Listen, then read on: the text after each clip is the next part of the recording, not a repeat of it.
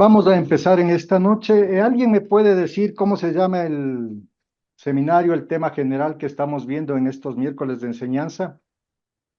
Esto es nuestro Salvador. Jesús nuestro Salvador. Eso sabían todos, ¿verdad? Que ese es el nombre del seminario. Y si no lo sabían, por favor, anótenlo. ¿Sí? Jesucristo nuestro Salvador. Jesucristo nuestro Salvador. ¿Ya? Ok, entonces ahora lo que vamos a ver es siguiendo con la enseñanza. También es bueno que nos veamos todos los miércoles porque son enseñanzas continuas, ¿no? Entonces, siempre vamos a continuar con lo que se quedó la semana anterior. Y ahora el primer título que vamos a ver es el nombre de Hijo de Dios en la Sagrada Escritura. El título de Hijo de Dios en general se daba, por ejemplo, a los ángeles, y eso nosotros lo podemos ver en el libro del Deuteronomio, el capítulo 32, versículo 8. También se da el título de Hijo de Dios al pueblo elegido. Está en el libro del Éxodo, al capítulo 4, versículo 22. Y también se le daba a los reyes que nosotros podemos ver en el segundo libro de Samuel, al capítulo 7, versículo 14. Es un título general que se daba en el pueblo de Israel al Hijo de Dios, como título de Hijo de Dios, ¿no? A los ángeles, al pueblo elegido, a reyes, a personas particulares, a un grupo en particular. ¿Qué significaba eso? Eso significaba que había una filiación adoptiva, adoptiva a Dios, al Eterno, ¿sí? A Yahvé. Entonces, era una filiación adoptiva y también quería señalar que era una relación que se tenía íntima con Dios. Entonces, eso es lo que se pensaba al principio. Entonces, algunos judíos, cuando le llaman a Hijo de Dios a Jesús, piensan que es un hombre singularmente bendecido por Dios y por eso en algunos no les preocupaba mucho, porque decían es un profeta más, es un hombre bendecido por Dios, con una gracia especial por Dios, y como que no le tomaban mucho en cuenta, ¿no? Entonces, porque ese es el nombre de Hijo de Dios en la Sagrada Escritura, y estamos viendo paso a paso. De eso se adueñaron el racionalismo, los que iban por esta tendencia, y se podía decir, y ellos decían que se podía llamar a Cristo como Hijo de Dios, singularmente bendecido por Dios, o sea, que era una persona humana que estaba bendecida por Dios y no era nada más. Mero razonamiento de lo que es ser hijo de Dios. Entonces, este es el primer significado que nosotros podemos tener. Como el nombre de Hijo de Dios, nosotros lo vemos presentado en la Escritura. ¿Sí? Ahora vamos a ver que Jesús es el Hijo único de Dios de la misma naturaleza del Padre. Jesús es el Hijo único de Dios que tiene la misma naturaleza del Padre. Esto es importante. Importante saber que es de la misma naturaleza del Padre y lo vamos a ir viendo según desarrollamos la enseñanza. ¿Sí? Con todo lo que nosotros hemos aprendido y por fe, porque todos los que estamos aquí somos católicos, hemos sido bautizados y también se nos ha dicho que Jesús es Dios y entonces con todo lo que nos han explicado en la catequesis y en todo lo que hemos aprendido, sería suficiente para nosotros saber que sí, Jesús es el Hijo de Dios, ¿sí? Entonces también nosotros debemos ver que cuando Jesús viene, Jesús está aquí con nosotros, los judíos le querían matar, ¿por qué? Porque Jesús decía que Dios era su Padre, que Dios era su Padre. Y entonces, si Dios era su Padre, Él se hacía igual a Dios. Y al hacerse igual a Dios, estaba blasfemando para la religión judía. Entonces, ya Jesús, con su propia palabra, empieza a identificarse como el Hijo de Dios, o sea, a hacerse similar a Dios. Entonces, nosotros empieza a distinguir su filiación al Padre, distinguiéndose de la filiación de los demás, de los otros, el resto de hombres. Es una filiación mucho directa, una filiación, yo soy el Hijo, Él es mi Padre y yo soy el Hijo. El Hijo conoce al Padre, el Padre conoce al Hijo. Entonces era una filiación mucho más fuerte y claro, en el tiempo de Jesús era escándalo porque eso no se había visto, porque como vimos al principio, se decía Hijo de Dios a una persona que estaba con una gracia especial de Dios en ciertos momentos de la historia de la salvación, pero nada más, pero esto de decir, Él es mi Padre, eso causaba escándalo en el tiempo de Jesús. Entonces, y también Jesús, incluso en las parábolas, también hacía referencia a que Él es el Hijo, Él es el Hijo, o sea, Él es el unigénito. Y nosotros podemos ver, y ustedes lo pueden ver en el Evangelio según San Mateo, al capítulo 21, versículos 33 al 46, en la lectura que es de los viñadores, manda a los empleados para recoger los frutos de la viña y no les hacen caso, les pegan y todo lo demás, y manda al Hijo, y Jesús se entiende que Él se está haciendo, es el hijo del dueño. Entonces siempre Jesús no ocultó esa filiación con el Padre. Él era el Hijo único de Dios, el Hijo único de Dios. Y también al hablar Jesús les decía vuestro Padre. Nunca dijo nuestro Padre, nuestro Padre. Solo el momento en que nos enseña, los discípulos le piden enseñar a orar, él dice, Padre nuestro. Cuando ustedes oren, oren así. Cuando ustedes oren, oren así. Padre nuestro. Ya es de una manera más general, es el Padre nuestro. Pero siempre habló de él con su Padre con una filiación directa.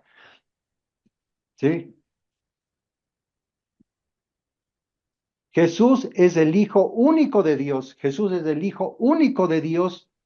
Y eso nosotros lo podemos leer. Y hay algo que dice, por ejemplo, si ustedes van a leer en Romanos al capítulo 8, versículo 3 y 4, él dice que es el Hijo propio, que es el Hijo propio del Padre, es el Hijo propio. O sea, cuando uno empieza a desmenuzar un poco más la palabra y las enseñanzas que estamos recibiendo, nos va abriendo más el camino de lo que verdaderamente nosotros entendemos y comprendemos.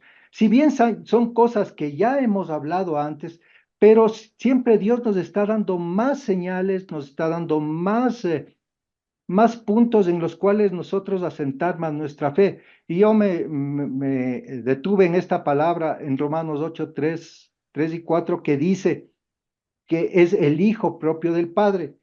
Y vamos a leer lo que dice en San Juan al capítulo 3, versículo 16 y 18, que es Hijo único de Dios. ¿Sí? 3, 16, 18. Porque tanto amó Dios al mundo que dio a su Hijo único, para que todo el que crea en Él no perezca, sino que tenga vida eterna. Porque Dios no ha enviado a su Hijo al mundo para juzgar al mundo, sino para que el mundo se salve por Él. El que cree en Él no es juzgado, pero el que no cree ya está juzgado porque no ha creído.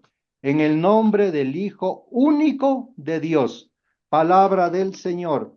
Gloria a ti, Señor Jesús. Aquí repite 3 veces, repite Hijo, Hijo único. Repite 2 veces, repite Hijo único, Hijo de Dios, Hijo de Dios. Entonces, la filiación de Jesús con el Padre, Él siempre lo está diciendo, siempre lo está proclamando, siempre lo está poniendo por delante para diferenciarse de la filiación adoptiva que había hasta ese momento en el pueblo de Israel, en el pueblo judío. ¿Sí? Entonces Jesús es hijo único de Dios, es hijo único de Dios. Y nosotros, el tema que estamos viendo en este momento es hijo único de Dios de la misma naturaleza del Padre.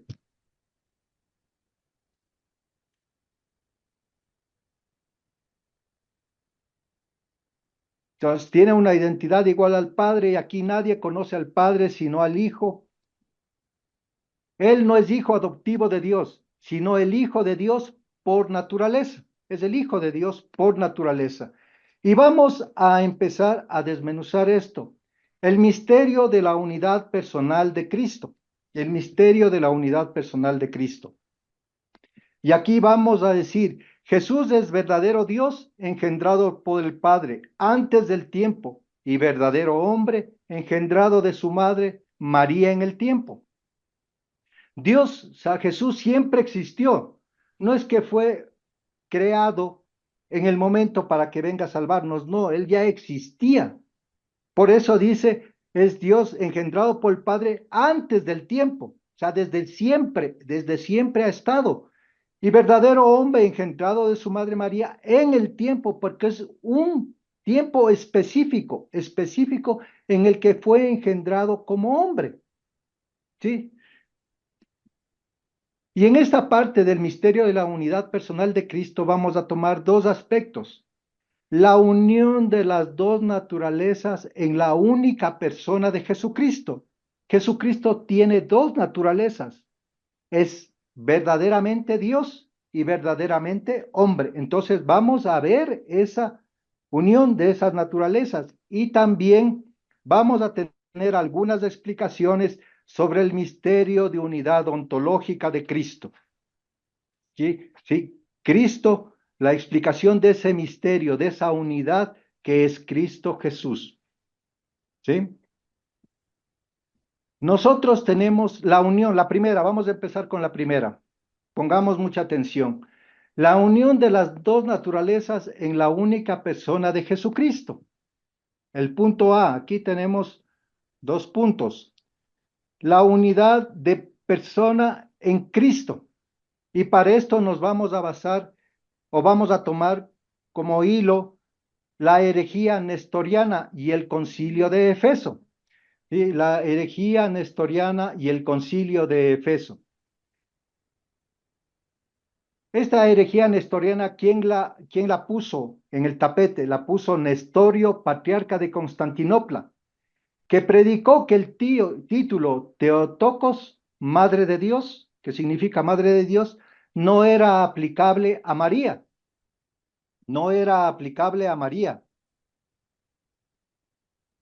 ¿Sí? Entonces, ustedes ven, igual que la semana anterior que Jimmy nos decía, estas herejías no eran hechas por un simple católico de a pie o persona creyente, sino es el patriarca de Constantinopla, o sea, personas que sabían, que habían estudiado y que estaban al frente de la iglesia, las que empiezan a buscar sus propias interpretaciones de las cosas, ¿sí? Interpretaciones. Y este señor, este Nestorio, que era lo que decía, que el título de Madre de Dios no era aplicable a María. ¿Por qué? Porque veía a Jesús como una persona humana junto a la persona divina del Hijo de Dios, como dos personas distintas. Y sostenía que la unión entre la naturaleza divina y la naturaleza humana no es según la hipostasis. Esta palabrita significa según la persona, ¿sí? Según la persona, sino solo una unión moral entre dos personas. Entonces, ¿qué es lo que pasaba con esto que decía Nestorio, con esta herejía nestoriana, que le ponían a Jesús como en la antigüedad? Un hombre, sí, un hombre bueno, que tenía una gracia, una bendición especial de Dios. Entonces, estaba yéndose contra lo que decía la iglesia. ¿Y quién combate esta herejía? Lo combate San Cirilo de Alejandría y es condenado por el concilio de Efeso. ¿Sí? Por el concilio de Efeso.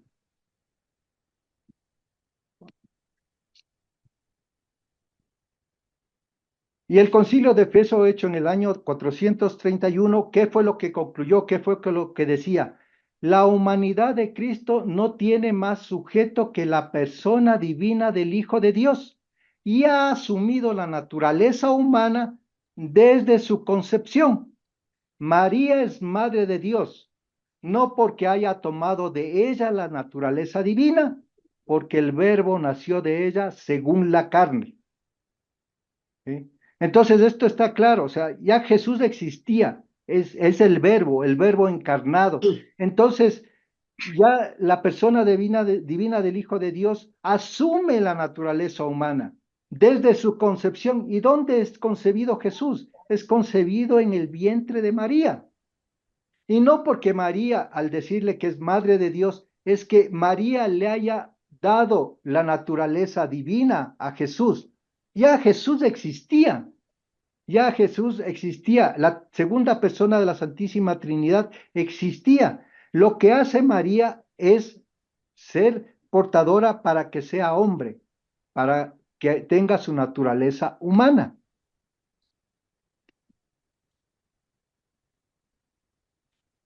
Ya. Y por último aquí, el verbo es el único sujeto de todos los actos divinos y humanos de Cristo. ¿Sí? El verbo, o sea, es una sola, o sea, es una sola persona en la que está la naturaleza humana y la naturaleza divina. ¿Sí? El verbo y todos los actos divinos y humanos de Cristo es hecha en esa sola persona humana, como lo enseña el símbolo de Nicea, el credo de Nicea, ¿no? Hijo de Dios eterno, por el que se hicieron todas las cosas, se encarnó de María Virgen, fue crucificado, fue sepultado, resucitó al tercer día. No se les puede separar. Todo pasó en esas dos naturalezas. ¿Sí? Seguimos. Vamos a ver este otro punto, la unión de las, o sea, es el mismo punto, la unión de las dos naturalezas en la única persona de Jesucristo, y vamos a ver el punto B. Y aquí nos vamos a basar la dualidad de las naturalezas, la dualidad de naturalezas.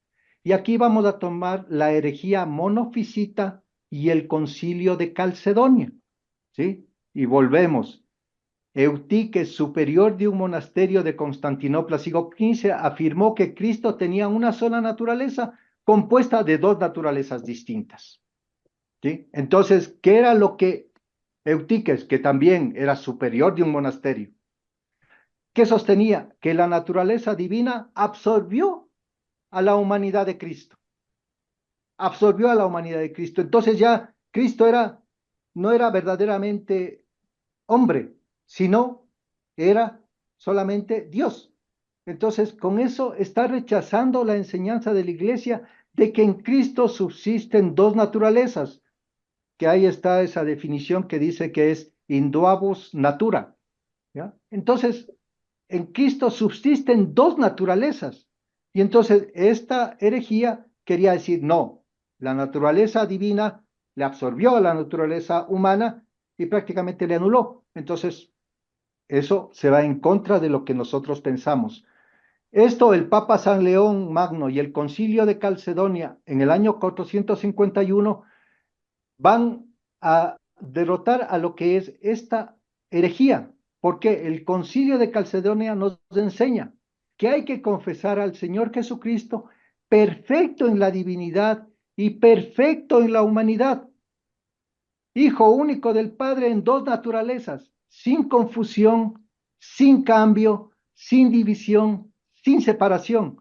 No se pueden dividir. No pueden decir aquí está la parte humana, aquí está la parte divina, y no se puede hacer eso.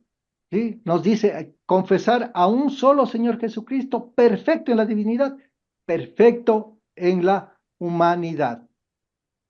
Ya, entonces con todo lo que hemos hablado ahora, la naturaleza responde qué es uno y qué es uno y qué es común a otros. ¿Ya? ¿Qué es uno? Nosotros somos seres humanos. Nosotros somos seres humanos. Por ejemplo, yo soy ser humano. Todos los que me están viendo son seres humanos. Somos seres humanos. ¿Y qué es común para todos nosotros? El ser seres humanos. ¿Sí? Y también la naturaleza, ¿qué es lo que nos da? ¿Quién es uno? Su persona que es individual. Aquí dice Pedro, yo soy Reinaldo, soy humano, pero tengo mi propia individualidad. Soy una persona en donde existe una naturaleza que es la de ser humano. la de ser humano, ¿sí? Y cada uno de nosotros es un ser humano, es una naturaleza, pero tenemos nuestra individualidad porque cada uno se llama Juan, Marianita, ¿a quién más le vi por ahí? Blanquita, o sea, es eso, ¿no? La naturaleza responde a esas preguntas. ¿Qué es uno y quién es uno? ¿Sí? En cambio, la divinidad es inmutable y absolutamente simple. No puede dejar de ser lo que era y empezar a ser otra cosa. No puede. Ni puede ser una cosa compuesta que se mezcla. No puede ser. La divinidad era, es y será. Es inmutable en el tiempo. Ellos no van a cambiar.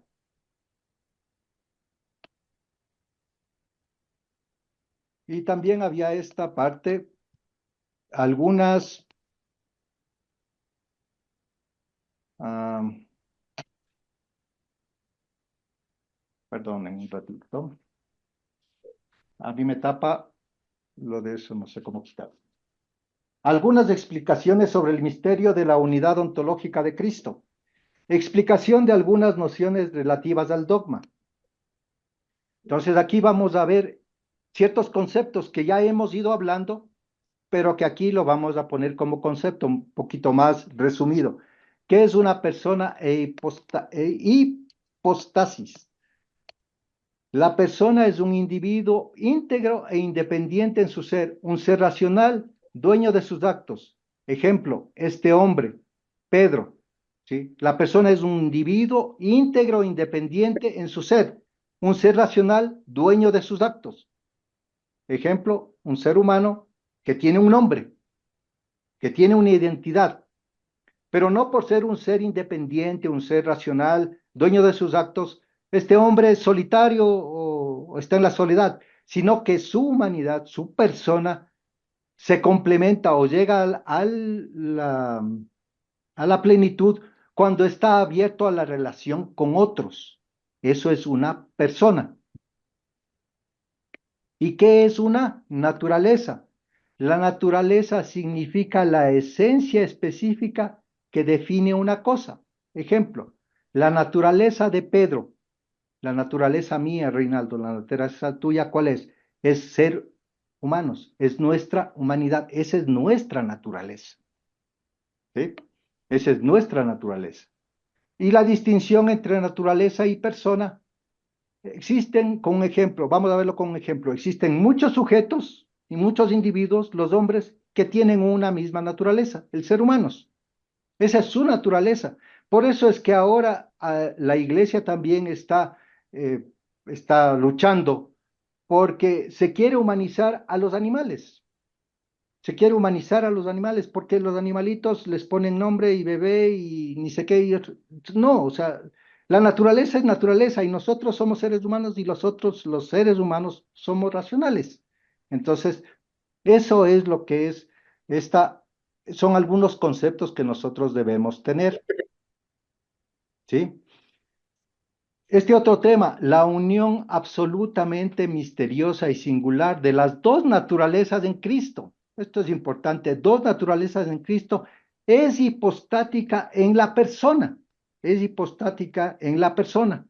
Anteriormente, ¿qué fue lo que vimos? ¿Qué decía Nestorio que Cristo que tenía dos personas, una humana y una divina, con una unión moral? Entonces, ¿qué decía? Que la parte humana era la que estaba ahí, regresando a la anterior, que Cristo era un hombre bendecido por Dios y nada más. Eso era lo que decía esa herejía nestoriana. Eutiques afirmaba, en cambio, que Cristo existe en una sola naturaleza, donde se encuentran las dos naturalezas, la divina y la humana, y que la naturaleza divina le absorbía a la naturaleza humana, anulándola, que tampoco es esa la verdad. Entonces, la unión de dos naturalezas en Cristo es una unión hipostática o en la persona. Es hombre y es Dios en una sola persona. No son dos Cristos, es un solo Cristo. Ya, esta naturaleza es completamente misteriosa y única. La conocemos por fe, porque hay cosas que por más que tratemos de explicar, se vuelve complicado y no lo vamos a lograr. Revisando este tema, decía, en la catequesis se ha tratado de explicar este tema de que dos naturalezas en una sola persona, ¿cómo se la quiere explicar? A través de lo que dicen el cuerpo y el alma, que son dos sustancias que están en nosotros en un mismo cuerpo, pero no es completamente cierto ni completamente verificable, sino, ¿por qué? Porque son sustancias incompletas y además su unión se constituye en una sola naturaleza. Entonces se trata de explicar para qué, para que en nuestro limitado entendimiento humano podamos nosotros tratar de comprender lo que es la persona de Cristo, que es uno solo, y que tiene dos naturalezas, la divina que siempre estuvo ahí, la divina que siempre ha estado ahí, que siempre va a estar y siempre estará, y la humana que se encarnó en María para venir a salvarnos según el plan de Dios.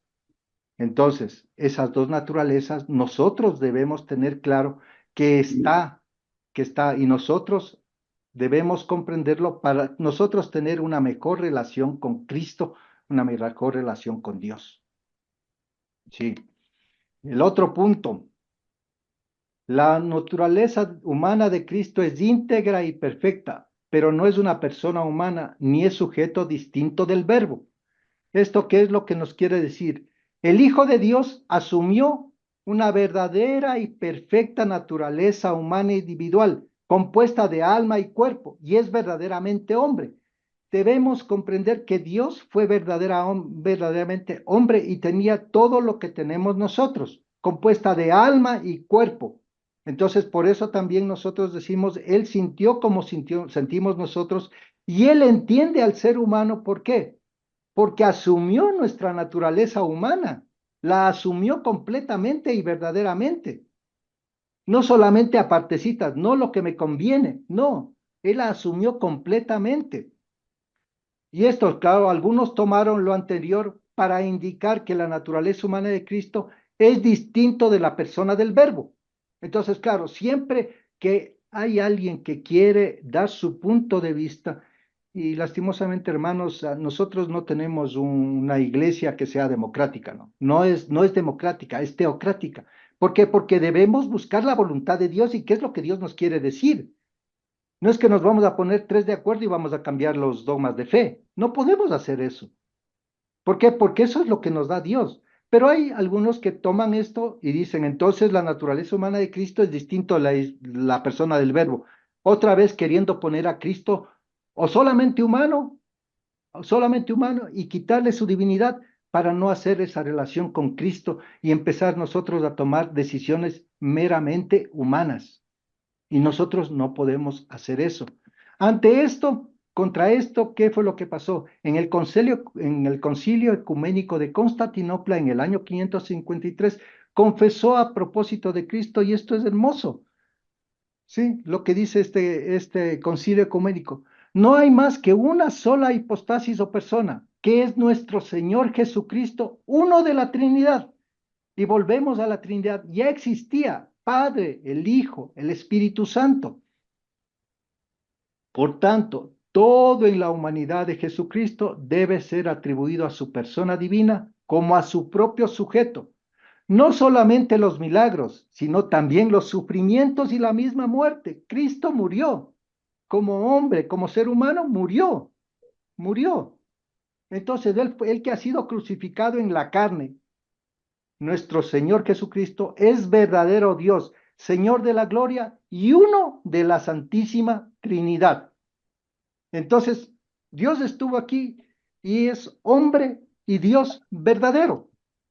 Pero nosotros aquí ya tenemos más cosas que podemos decir, no solamente porque repetimos por repetir, sino ya tenemos más bases, sabemos lo que pasa, sabemos lo que sucede. ¿Sí?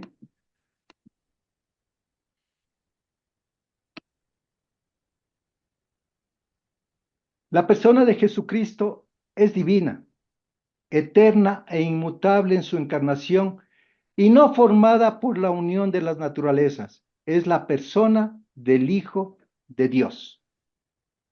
es la persona del Hijo de Dios. La revelación y la fe de la Iglesia nos enseña que la segunda persona de la Santísima Trinidad se encarnó en la Virgen María. No es, como dije al principio, no es que, vamos a salvar al ser humano, en ese rato hagámosle a Jesús para mandarlo.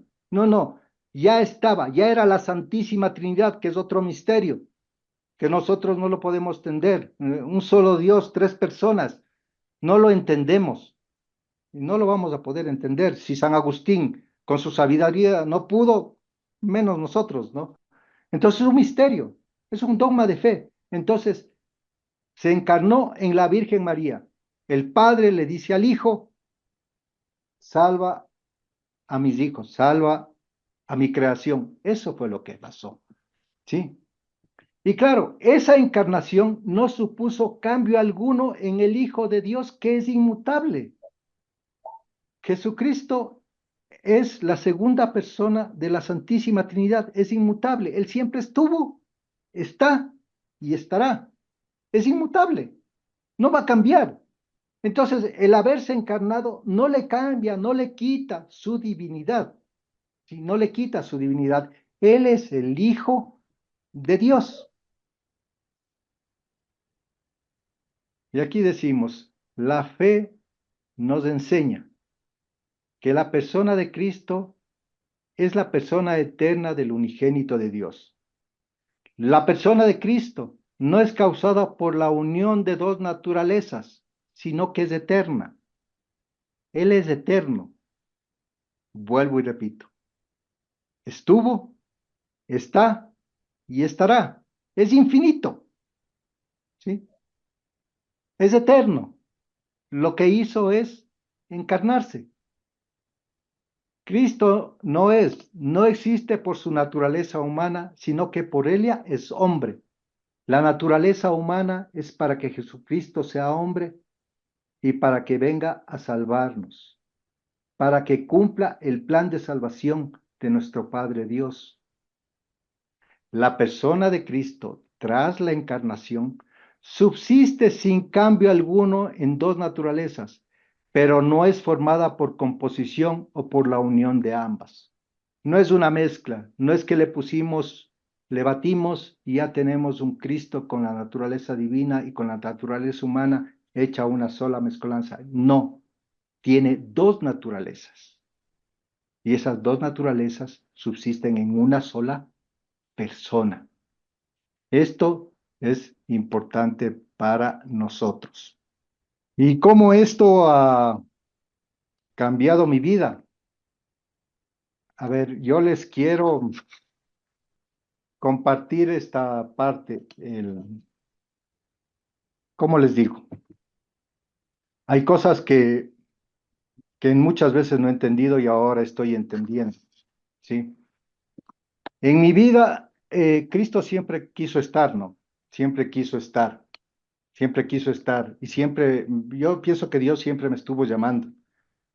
Sí, pero yo siempre me estuve escondiendo. Yo siempre me estuve escondiendo. Yo siempre me estuve escondiendo de Dios. Y recuerdo que mis hermanos fueron catequistas y todo lo demás.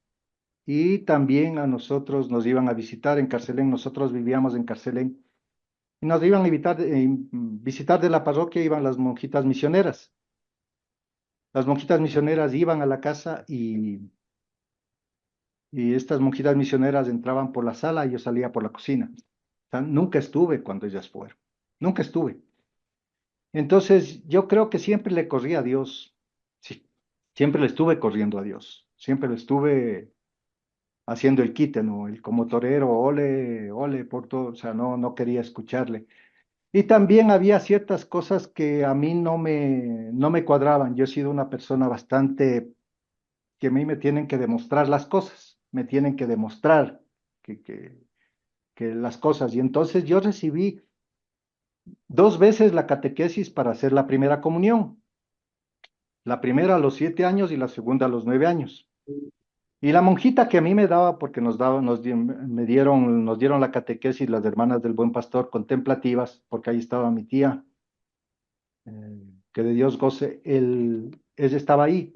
Y entonces la monjita que nos daba siempre la catequesis, siempre me contaba historias, ¿no? Contaba historias y historias bonitas, bien bonitas, historias bien bonitas, pero yo me ponía a preguntar y decía, pero ¿será cierto? ¿No será cierto? Y me ponía con eso, ¿no? En ese punto de ¿será? ¿No será? Eso de que Jesús caminó sobre el agua para mí no tenía mucho sentido. Cuando entré al camino de Dios, y también no tenía mucho sentido eso de que Dios se dejó crucificar para salvarnos. Yo no sé si ustedes se acuerden, deben haber algunos aquí que fueron en Semana Santa o en el tiempo de Cuaresma, en los cines daban las películas religiosas y veíamos Jesús en el Calvario. Era una en el que terminaba Jesús sangrando y claro, uno se preguntaba, y bueno, ¿por qué le cuelgan si es bueno? O sea, o sea, y todas esas preguntas de niño empezaron a surgir siempre, o sea, siempre, ¿por qué? ¿Por qué pasa eso y no pasa lo otro? ¿Por qué, por qué Cristo así? ¿Por qué es ser humano y por qué hace milagros? Y entonces yo siempre estuve con esta inquietud y ahora me estoy dando cuenta de que Dios siempre me ha querido explicar las cosas y fui entendiendo que Jesús fue verdaderamente Dios y fue verdaderamente hombre en el camino de la comunidad. Entonces, eso me fue acercando a poder conversar con él. Y preparando esta enseñanza, me ha vuelto a abrir como la mente de hace unos años, en el cual yo me puedo acercar más a Jesucristo, a conversar más con él. ¿Por qué? Porque es verdaderamente hombre. Y entonces al yo contarle mis cosas, él como verdaderamente hombre me va a entender. Entonces, porque si no es, si Dios está tan allá, tan lejos, como que no entiende el sufrimiento del ser humano. Pero como Jesús es hombre, verdaderamente hombre, asumió nuestra humanidad. Entonces, el rato que yo converso con Jesús, y eso me hizo acuerdo al preparar esta charla, me hizo acuerdo de que sí, yo debo tener esa presencia de que no es que le estoy hablando, sí, le estoy hablando a Dios, pero también le estoy hablando al hombre. Entonces le estoy hablando a aquel que me entiende. Y claro, mi oración era mejor cuando entendía esa partecita, esa parte de que era verdaderamente hombre. Y también verdaderamente Dios, porque entendía y tenía más presente en mi vida que el momento en el que el sacerdote hace la oración sobre el pan y el vino, verdaderamente ahí está Cristo, Dios que se quedó en ese pedazo de pan para mi santificación. Entonces, yo a veces pienso, no a veces, yo creo que he perdido muchas veces esa noción de tenerle a Jesús como hombre, plenamente hombre y plenamente Dios. Entonces, yo le pido a Dios que me ayude a recobrar esa familiaridad con la que yo le podía hablar a Dios, porque recuerdo que en el inicio, Dios se presentó a mi vida y yo tenía casi 4 horas de oración, casi 4 horas de estar hablando con Él, de estar hablando con Él en mis inicios. Y claro, el crecimiento espiritual fue grande, porque orar 4 horas sí hace que uno entienda, empiece a entenderle a Dios. Pero si eso de 4 horas le bajamos a 10 minutos o a 15 minutos o a nada, entonces también hace que nosotros nos vayamos apartando y alejando de Dios. Y yo creo que eso en alguna parte de mi vida sí me pasó. Dejé de estar con Él, de sentirle ese Dios cercano, ese Dios verdadero y ese hombre verdadero que quiere estar en mí, que quiere ayudarme a caminar, que me escucha atentamente, que me entiende y que me ayuda a superar las dificultades que yo pueda tener, porque todos nosotros tenemos dificultades. Entonces, se me hace más fácil hablarle a Jesús cuando entiendo su divinidad y cuando entiendo su humanidad. Y que esto sea para gloria de Dios.